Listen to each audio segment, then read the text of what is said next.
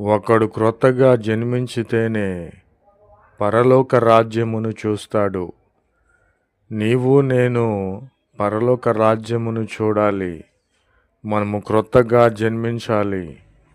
క్రొత్తగా జన్మించుట అనగా మరలా మన తల్లికి జన్మించుట కాదు. మన పాపములను ఒప్పుకోవాలి. మనలను ఈ లోకములో బీదవారమని, ఎందుకు పనికి రాని వారమని మనలను అవమానించి ఉన్నారు, నిందించి ఉన్నారు, మనలను త్రోసివేసి ఉన్నారు, పనికి మాలిన వారని మనలను ప్రక్కన పెట్టి ఉన్నారు.